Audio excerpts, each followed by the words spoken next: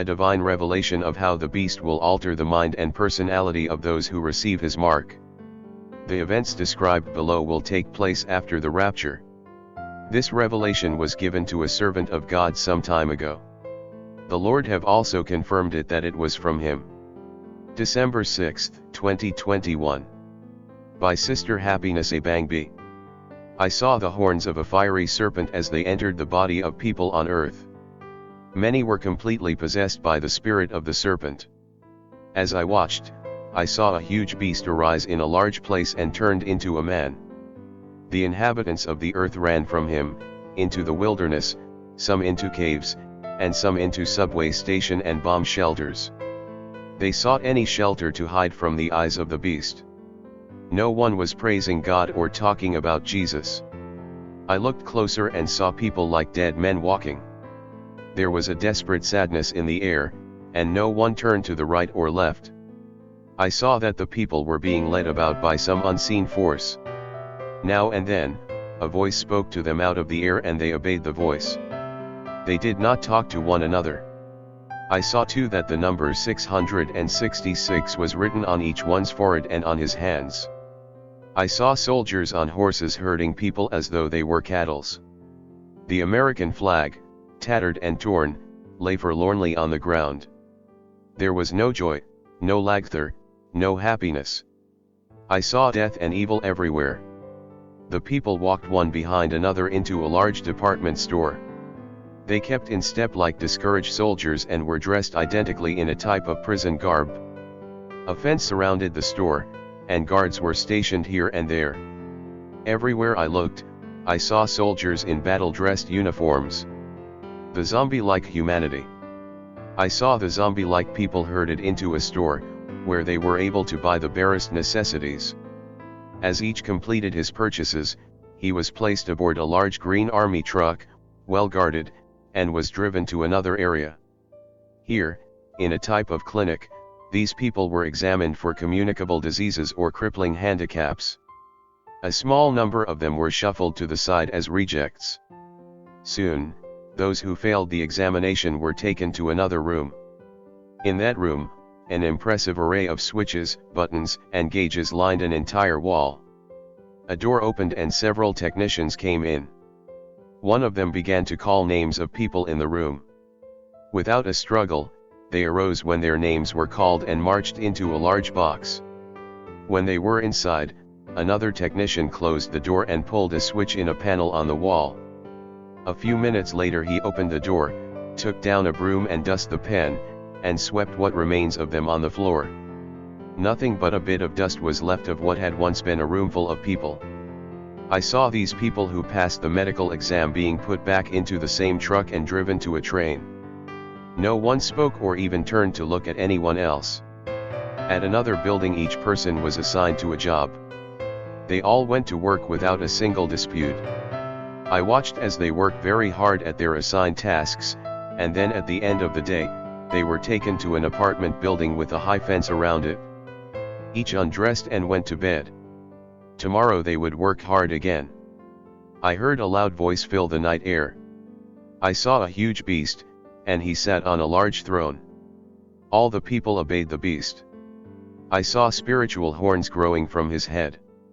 They reached into and out of every place on earth. The beast took upon himself many positions of authority and many offices, and he became great in power.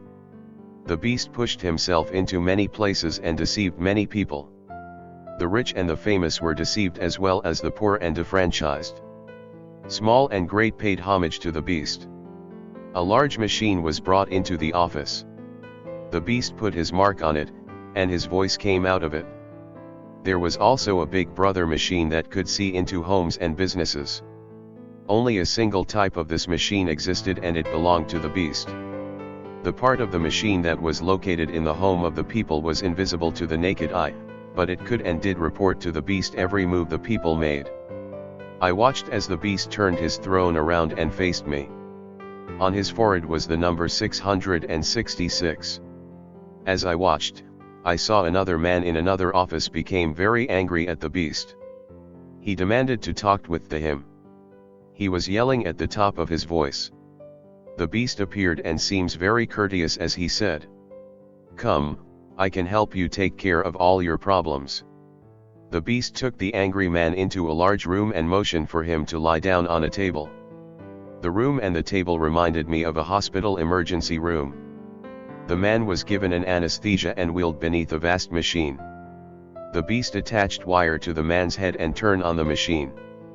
On top of the machine were the words, "This mind eraser belonged to the beast, 666. Mind eraser, I feel like screaming.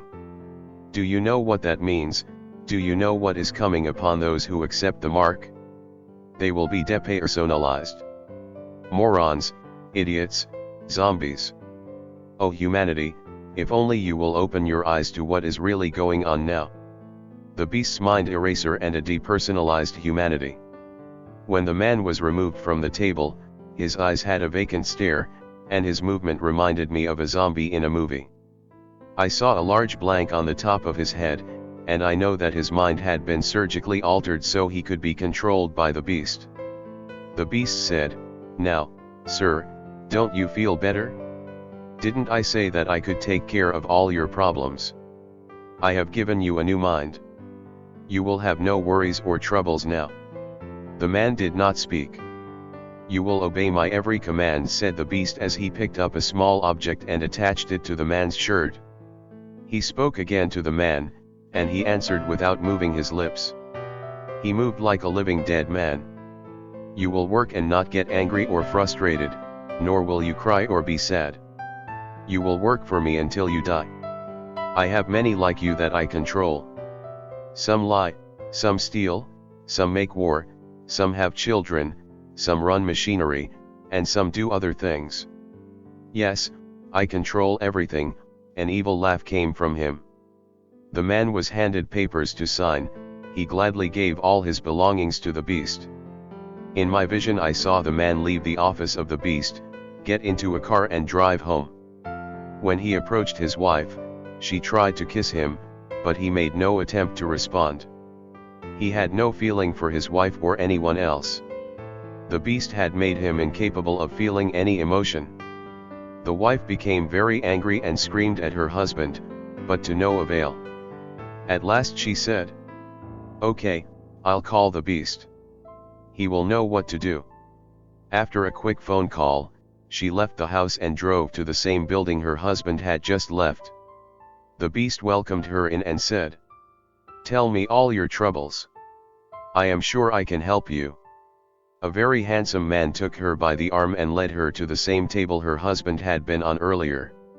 After the same operation, she also became a depersonalized slave of the beast. I heard the beast asked her, "How do you feel?" She did not answer until after he had attached a small object to her blouse. Then she acknowledged that he was her master and Lord and began to worship him. "You will be a breeder," he said. "You will have perfect babies, and they will worship and serve me." The woman replied in a robotic voice, "Yes, master, I will obey." I saw the woman again. This time she was in another building. There were many pregnant women there.